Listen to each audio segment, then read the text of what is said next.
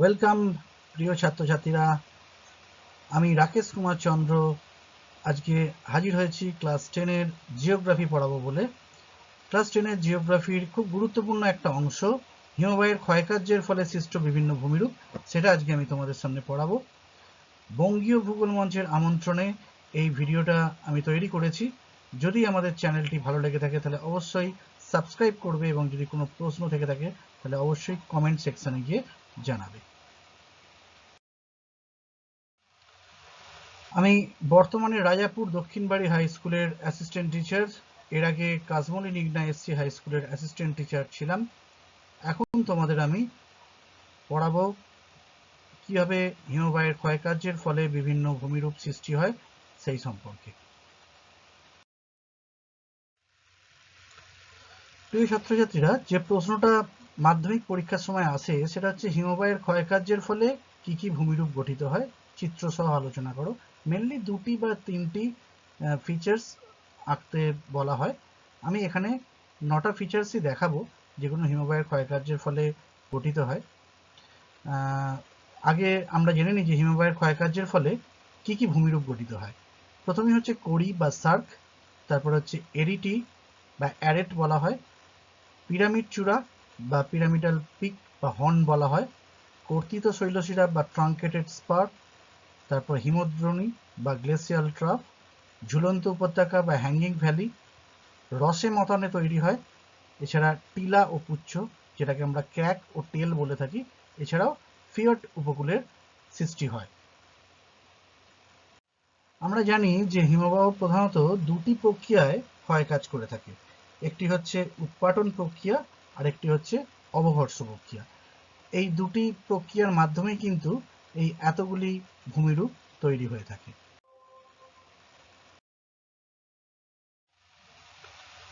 প্রথমেই আমরা যে ভূমিরূপটা দেখে নেব সেটা হচ্ছে কড়ি বা সার্ক।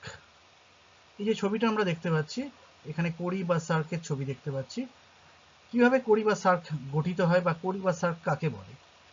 উচ্চ পর্বতগাত্রে হিমবাহের ক্ষয়কার্যের ফলে গঠিত হাতলযুক্ত চেয়ার বা অ্যাম্পিথিয়েটার বা ওল্টানো চামচের মতো যে ভূমিরূপ গঠন হয় তাকে আমেরিকা যুক্তরাষ্ট্র ও ইংল্যান্ড এবং স্কটল্যান্ডে কড়ি বলা হয়, ফ্রান্সে এই জিনিসটাকেই বলা হয় সার্ক, নরওয়েতে বলা হয় বোন, ওয়েলসে বলা হয় কাম বা কুম এবং জার্মানিতে বলা হয় কার, আবার স্পেনে এই জিনিসটাকে বলা হয় হুও। বিজ্ঞানী স্যার পেতিয়ার 1823 খ্রিস্টাব্দে প্রথম সার্ক কথাটি ব্যবহার করেন। সার্কের প্রধানত 3টি অংশ থাকে। একটি হচ্ছে পিছনের হেড ওয়াল, এই যে পিছনের অংশটা, মধ্যভাগের অংশ যেটাকে বলা হয় বেসিন, আর একদম প্রান্তভাগে থাকে থ্রেশোল্ড বা ঢিপির মতো অংশ। এই যে অংশটা এটা হচ্ছে প্রান্তভাগ, এটাকে বলা হয় থ্রেশোল্ড বা ঢিপির মতো অংশ। আন্টার্কটিকার ওয়ালকট সার্ক হলো বিশ্বের বৃহত্তম ও গভীরতম। এর প্রস্থ হচ্ছে 16 কিলোমিটার এবং গভীরতা হচ্ছে 3 কিলোমিটার। এবারে আমরা দেখে নেব যে কিভাবে কড়ি বা সার্কের উৎপত্তি হয়। বিজ্ঞানী জনসনের মতে উৎপাটন প্রক্রিয়ায় পার্বত্য উপত্যকার মাথার দিকটি খুবই খাড়াই হয়ে থাকে। এই যে মাথার দিকটি খুবই খাড়াই হয়ে থাকে। এর মধ্যবর্তী অংশ, এই যে মাঝের অংশটা, এটা অবঘর্ষের জন্য খাতের সৃষ্টি হয় এবং প্রান্তভাগে এই থ্রেশোল্ড যেটাকে বলে সেই জায়গায় বিভিন্ন ক্ষয়জাত পদার্থ যে সঞ্চয় হয়ে ঢিপির মতো চৌকাঠ তৈরি করে। এইভাবেই কিন্তু সার্ক বা কড়ি সৃষ্টি হয়ে থাকে। অনেক সময় দেখা যায় যে কড়ি বা সার্কের মধ্যভাগে যে বেসিন, সেখানে বরফ গোলা জল জমে হ্রদের সৃষ্টি হয়। এটিকেই হ্রদ বা টান বলা হয়। এর পরের স্লাইডে আবার চলে আসছি আমরা। এর পরের যে ভূমিরূপটা আমরা দেখতে পাচ্ছি তার নাম হচ্ছে এরিটি। পাশাপাশি অবস্থিত দুটি সার্কের মধ্যবর্তী উঁচু খাড়া ও করাতের দাঁতের মতো খাঁজ কাটা তীক্ষ্ণ প্রাচীরকে হিমশিরা বা এরিটি বলে। এই যে খাঁজ কাটা যে অংশ, তীক্ষ্ণ প্রাচীরের মতো অংশ, এটাকেই বলা হয় এরিটি বা হিমশিরা। এর পার্শ্ব ঢাল অত্যন্ত খাড়াই হয়, এর যে দুটো ঢাল অত্যন্ত খাড়াই হয়ে থাকে। এবার আমরা জানবো যে কিভাবে উৎপত্তি হয়ে থাকে। দুপাশে অবস্থিত দুটি সার্কের মধ্যবর্তী শৈলশিরা দীর্ঘকাল ধরে হিমবাহ ক্ষয়ের ফলে ছুরির ফলার মতো এটি সৃষ্টি হয়। আসলে পাশাপাশি দুটি সার্ক যখন অবস্থান করে, এই যে পাশাপাশি যখন দুটি সার্ক অবস্থান করছে, তার মাঝখানে যে খাড়াই অংশটি থাকে করাতের দাঁতের মতো, এটিকেই এরিটি বা অ্যারেট বলা হয়ে থাকে।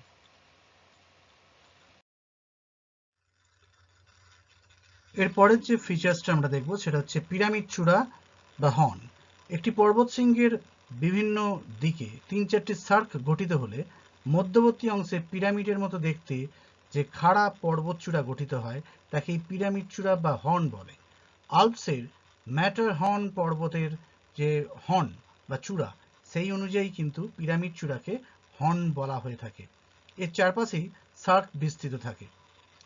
পিরামিড চূড়ার বিভিন্ন উদাহরণ হচ্ছে সুইজারল্যান্ডের ম্যাটারহর্ন, ভিসহর্ন, ওয়েসহর্ন, আবার আমাদের ভারতবর্ষের কুমায়ুন হিমালয়ে বদ্রীনাথের কাছে যে নীলকণ্ঠ পর্বত আছে সেটাও হলো পিরামিড চূড়ার উদাহরণ। এছাড়া নেপাল হিমালয়ের মাকালু হলো পিরামিড চূড়ার উদাহরণ। আমরা এখানে যে ছবিটা দেখতে পাচ্ছি, এখানে ম্যাটারহর্ন পর্বতের ওপরে আল্পসের যে ম্যাটারহর্ন পর্বত, সেখানে সুইজারল্যান্ডের ন্যাশনাল ফ্ল্যাগের ছবি দেখা যাচ্ছে।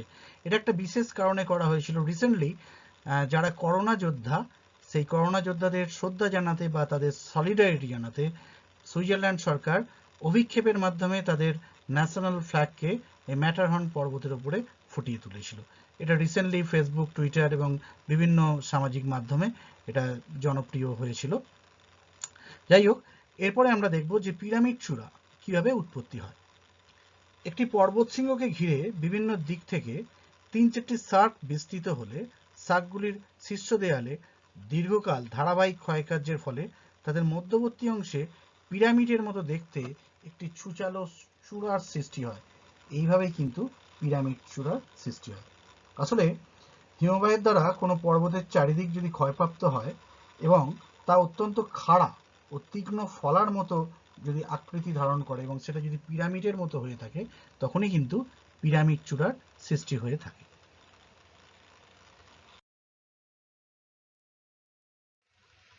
এই যে ছবিটা দেখতে পাওয়া যাচ্ছে, এটা হচ্ছে একটা পিরামিড চূড়ার উদাহরণ। ভারতবর্ষের বদ্রীনাথের এটা দেখতে পাওয়া যায়। বদ্রীনাথের কাছে যে নীলকণ্ঠ পর্বত আছে, সেই নীলকণ্ঠ পর্বত হচ্ছে পিরামিড চূড়ার উদাহরণ। আসলে এই ছবিটা 2018 সালে বদ্রীনাথ বেড়াতে গিয়ে এটা আমার নিজের হাতেই তোলা ছবি। এটা প্রিয় ছাত্রছাত্রীরা তোমরা দেখবে। এটা হচ্ছে ভারতবর্ষের বদ্রীনাথের নীলকণ্ঠ পর্বতের ছবি। এটা হচ্ছে একটা পিরামিড চূড়ার উদাহরণ।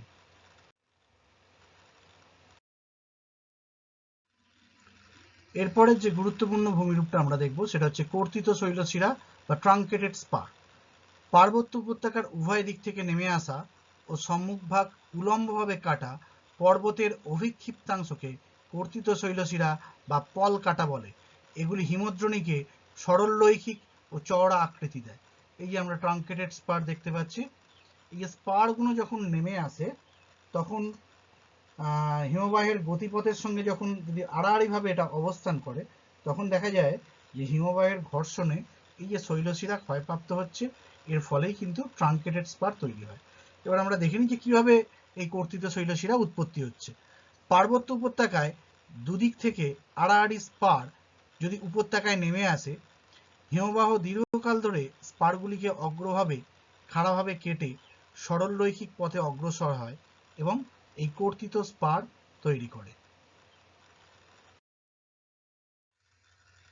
এরপরের যে ভূমিরূপটা আমরা দেখব সেটা হচ্ছে গ্লেসিয়াল টপ বা হিমদ্রোণী। হিমবাহের ক্ষয়কার্যের ফলে তলদেশ প্রশস্ত ও এবড়োখেবড়ো এবং পার্শ্বদেশ মসৃণ ও খাড়াই হয়ে ইংরেজি ইউ আকৃতি বিশিষ্ট যে উপত্যকার সৃষ্টি হয় তাকে হিমদ্রোণী বা ইউ আকৃতির উপত্যকা বলা হয়। উদাহরণ হচ্ছে যুক্তরাষ্ট্রের ইসমোসাইট উপত্যকা। প্রধানত নদী উপত্যকা থেকেই এই ধরনের হিমদ্রোণীর সৃষ্টি হয়ে থাকে।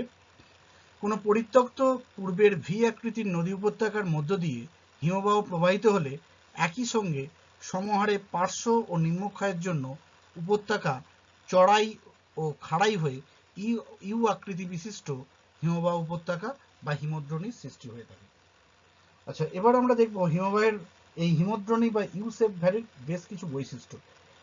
এর আগেই সংজ্ঞার সময় বলেছি যে প্রধানত যেখানে নদী উপত্যকা থাকে, সেটা যদি ভি শেপ ভ্যালি হয়, সেখানে যদি কোনোভাবে হিমবাহে ক্ষয়কার্য করার সুযোগ পায়, তখনই কিন্তু ইউ আকৃতি বিশিষ্ট হয়ে হিমদ্রোণীর সৃষ্টি হয়। এর একটা বৈশিষ্ট্য হচ্ছে দুদিকের পাড় বেশ খাড়াই হয়ে থাকে, এটা তো বলেইছি। এছাড়া বিজ্ঞানী লিটন এর 4টি ভাগের কথা বলেছেন। একটা হচ্ছে আলপীয় হিমদ্রোণী, একটা হচ্ছে আইসল্যান্ডীয় হিমদ্রোণী, একটা বিমিশ্র হিমদ্রোণী, আর একটা হচ্ছে উদ্বেগী হিমদ্রোণী। এটা নিয়ে ডিটেলস আলোচনা আর এই সময়ের মধ্যে আমি করছি না।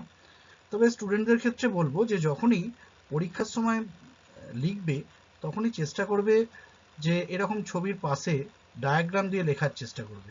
ডায়াগ্রাম দিলে দেখা যায় যে এই ছবির পাশে যদি আমরা এইভাবে ডায়াগ্রাম দিই বা ছবি দিয়ে আঁকার চেষ্টা করি, তাহলে কিন্তু পরীক্ষায় নাম্বারটা খুব ভালো হবে। এরপরের যে গুরুত্বপূর্ণ ভূমিরূপটা আমরা দেখব, সেটা হচ্ছে ঝুলন্ত উপত্যকা বা হ্যাঙ্গিং ভ্যালি। প্রধান নদীতে যেমন উপনদী এসে মিলিত হয়, ঠিক তেমনি প্রধান হিমবাহের সাথে ছোট ছোট হিমবাহ এসে মিলিত হয়। তখন ছোট হিমবাহের উপত্যকা অপেক্ষা প্রধান হিমবাহের উপত্যকা অনেক বৃহৎ ও সুগভীর হয়। এরূপ অবস্থায় মনে হয় ছোট হিমবাহ উপত্যকা প্রধান হিমবাহ উপত্যকার উপর ঝুলে রয়েছে। একেই ঝুলন্ত উপত্যকা বলা হয়। আমরা সংজ্ঞায় দেখতে পাচ্ছি, পার্বত্য হিমবাহের প্রবাহপথে দুপাশ থেকে ক্ষুদ্র, অগভীর ও অনেক উঁচুতে অবস্থিত উপহিমবাহ উপত্যকা প্রধান হিমবাহ উপত্যকার উপর ঝুলে থাকে। এই উপহিমদ্রোণীগুলিকেই ঝুলন্ত উপত্যকা বলা হয়। এখানে আমরা ঝুলন্ত উপত্যকা দেখতে পাচ্ছি, এটা হচ্ছে অ্যাকচুয়ালি হিমদ্রোণীর সঙ্গেই রিলেটেড। উদাহরণ হিসেবে আমরা বলতে পারি যে বদ্রীনাথের কাছে ঋষিগঙ্গা উপত্যকা, হিমবাহ সরে গেলে এগুলিতে পরবর্তীকালে জলপ্রপাতের সৃষ্টি হয়। এই ঝুলন্ত উপত্যকার একটা সবচেয়ে গুরুত্বপূর্ণ বৈশিষ্ট্য হচ্ছে যে ঝুলন্ত উপত্যকায় কিন্তু জলপ্রপাত সৃষ্টি হয়। এখানে আমরা জলপ্রপাতের ছবি দেখতে পাচ্ছি। এই যে ছবিটা, এটা হচ্ছে যুক্তরাষ্ট্রের ইসমোমাইট উপত্যকার ঝুলন্ত উপত্যকা। এখানেই কিন্তু মার্সেট নদীতে ভার্নাল এবং নেভেদা জলপ্রপাতের সৃষ্টি হয়েছে। এটা যুক্তরাষ্ট্রের ইসমোমাইট উপত্যকার ছবি। এই ঝুলন্ত উপত্যকা থেকে কিন্তু জলপ্রপাত সৃষ্টি হয়েছে। এবার আমরা দেখব যে ঝুলন্ত উপত্যকা কিভাবে সৃষ্টি হয়। নদ নদীর মতো ছোট ছোট উপহিমবাহ বিভিন্ন দিক থেকে প্রধান হিমবাহের সাথে মিলিত হয়। ক্ষয়কার্যের তারতম্যের জন্য প্রধান হিমদ্রোণী উপহিমদ্রোণীগুলির তুলনায় গভীর ও প্রশস্ত হয়। এরপর হিমবাহ যদি পশ্চাৎ অপসারণ করে, মানে হিমবাহের যদি ক্ষয়কাজ হয়ে থাকে, তখন যদি হিমবাহ পিছন দিকে সরে যায়, তখন উপহিমদ্রোণীগুলি প্রধান হিমদ্রোণীর উপর ঝুলন্ত রয়েছে বলে মনে হয়, এবং এইভাবেই উপহিমদ্রোণীগুলি ঝুলন্ত উপত্যকায় পরিণত হয়। প্রিয় ছাত্রছাত্রীরা, পরীক্ষার সময় যখনই এই ধরনের কোশ্চেনের অ্যান্সার করবে, তখন কিন্তু তোমরা চেষ্টা করবে যে একদিকে লেখা আর একদিকে এইভাবে ডায়াগ্রাম দেবার। যখনই গুরুত্বপূর্ণ কোনো অংশ লিখবে, এরকম আন্ডারলাইন করার চেষ্টা করবে একটু। যখনই সংজ্ঞা হবে, যেমন ঝুলন্ত উপত্যকা, এই ঝুলন্ত উপত্যকার জায়গাটা আমি আন্ডারলাইন করে দিলাম। গুরুত্বপূর্ণ অংশগুলো যদি আমরা পরীক্ষার সময় আন্ডারলাইন করি, তাহলে কিন্তু পরীক্ষকদের দেখার ক্ষেত্রে খুব সুবিধা হয়। এরপর আমরা দেখব রসে মতানে।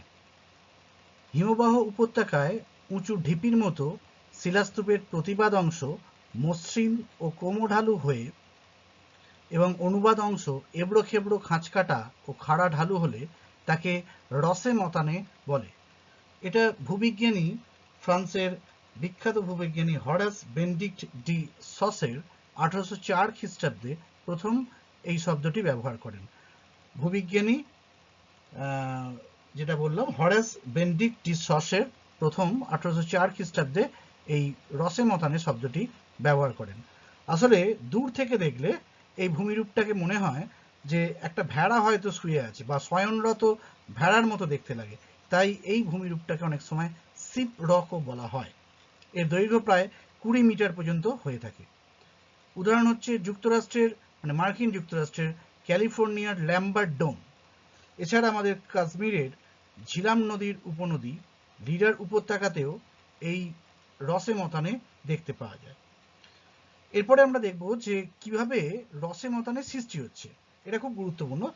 প্রিয় ছাত্রছাত্রীরা, তোমরা ছবিটা দেখলেই বুঝতে পারবে যে হিমবাহ যেদিকে প্রবাহিত হয়, অর্থাৎ হিমবাহ প্রবাহপথের যে মেন জায়গাটা, সেখানে যদি কোনো উঁচু কঠিন মানে শিলা বা ঢিপি থেকে থাকে, তাহলে হিমবাহ প্রবাহ যে পথটা, সেই প্রবাহপথটা অবঘর্ষ ক্ষয়ের ফলে মসৃণ, ক্রমশ ঢালু হয়ে থাকে। এই যে এই দিকটা, এই দিক দিয়ে হিমবাহ প্রবাহিত হচ্ছে, এই দিকটা ক্রমশ মসৃণ এবং ঢালু হবে। কিন্তু এর বিপরীত দিকটা, মানে অনুবাদ ঢাল যেটা, সেদিকটা কিন্তু উৎপাটন কার্যের ফলে সেটা অসমান হবে, খাঁজ কাটা হবে এবং ভগ্ন ও খাড়াই হবে। এইভাবেই কিন্তু রসে মতানের সৃষ্টি হয়। আবার বলছি, হিমবাহ উপত্যকায় যদি কোনো উঁচু কঠিন শিলা বা ঢিপি অবস্থান করে, তাহলে হিমবাহ যেদিক দিয়ে প্রবাহিত হচ্ছে, মানে সেই দিকটা দেখা যায় যে মসৃণ এবং ক্রমঢালু হয়। কিন্তু এর বিপরীত দিকটা, মানে অনুবাদ ঢালটা, উৎপাটন প্রক্রিয়ার ফলে অসমান, ফাটলযুক্ত, ভগ্ন ও খাড়া হয়ে থাকে। এইভাবেই কিন্তু রসে মতানে সৃষ্টি হয়। রসে মতানে এই ওয়ার্ডটাই হচ্ছে একটা ফ্রেঞ্চ ওয়ার্ড, সেখান থেকেই আমাদের বাংলাতেও আমরা রসে মতানে বলে থাকি।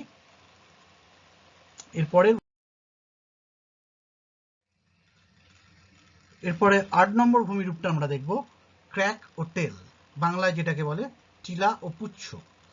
হিমবাহ উপত্যকার মধ্যে বৃহৎ ও কঠিন শিলাস্তূপ পিছনের নরম শিলাকে হিমবাহের ক্ষয় থেকে রক্ষা করে টিলার মতো উঁচু হয়ে অবস্থান করে। একেই টিলা বা ক্র্যাক বলে। এই যে সামনের অংশটা, এটাকে বলা হয় ক্র্যাক বা টিলা। এর পিছনে সরু ও মৃদু ঢালু লেজের মতো যে অংশটা দেখতে পাওয়া যায়, এটাকেই পুচ্ছ বা টেল বলা হয়। এই যে লেজটি টিলার সঙ্গে 30 থেকে 33 ডিগ্রি কোণে অবস্থান করে। এই যে ক্র্যাক আর টেল, এটা পরস্পরের মধ্যে 30 থেকে 33 ডিগ্রি কোণে অবস্থান করে। লেজটি 2 থেকে 5 কিলোমিটার অবধি দীর্ঘ হতে পারে। এর একটা উদাহরণ হচ্ছে স্কটল্যান্ডের এডিনবরা শহর রজমল ক্র্যাগের উপরে অবস্থিত বা বিস্তৃত। এরপরে আমরা দেখব যে কিভাবে এই ক্র্যাক ও টেল উৎপত্তি হয়।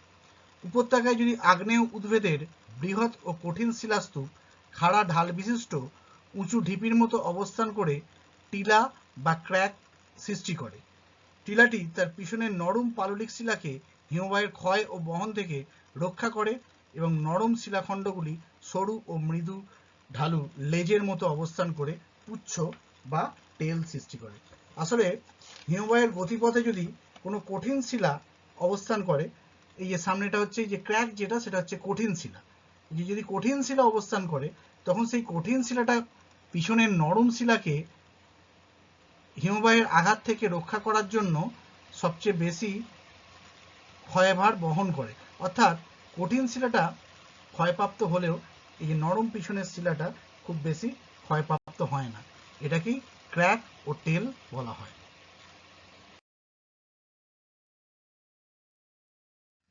এরপরে শেষ যে ভূমিরূপটা আমরা দেখব, সেটা হচ্ছে ফিয়র্ড উপকূল। পার্বত্য সমুদ্র উপকূল ভাগ অনেক সময় হিমবাহ দ্বারা ক্ষয় পেয়ে উপত্যকার সৃষ্টি করে। পরবর্তীকালে দেখা যায় যে সেই উপত্যকা যদি জলমগ্ন হয়, তখনই তাকে ফিয়র্ড বা খাঁড়ি বলা হয়। উচ্চ অক্ষাংশে উপকূল অঞ্চলে প্রশস্ত, সমুদ্রপৃষ্ঠ অপেক্ষা গভীর, মসৃণ, খাড়া দেয়ালযুক্ত জলমগ্ন হিমবাহ উপত্যকাকে ফিয়র্ড বলে।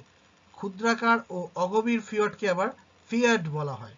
নরওয়ে, সুইডেন, কুমেরু, গ্রিনল্যান্ডে প্রচুর ফিয়র্ড দেখতে পাওয়া যায়।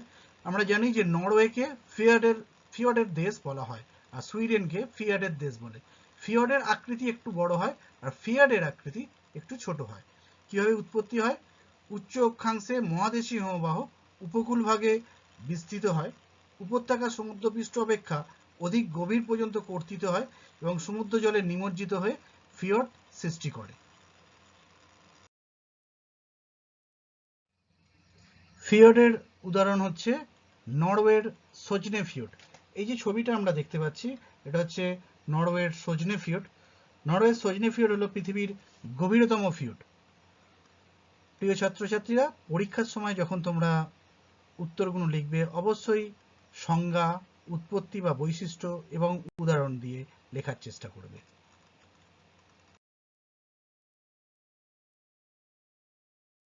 খুব কম সময়ের মধ্যে 20 মিনিটের মধ্যে এই ভিডিওটা আমায় করতে হয়েছে, যার ফলে অনেক গুরুত্বপূর্ণ জিনিস খুব সংক্ষেপে আমি বলার চেষ্টা করেছি তোমাদের মধ্যে। যাই হোক, তোমাদের যদি আমার এই ভিডিওটা ভালো লেগে থাকে তাহলে অবশ্যই সাবস্ক্রাইব করবে এবং লাইক করবে, আর যদি প্রশ্ন কোনো থেকে থাকে তাহলে অবশ্যই কমেন্ট করবে। ধন্যবাদ।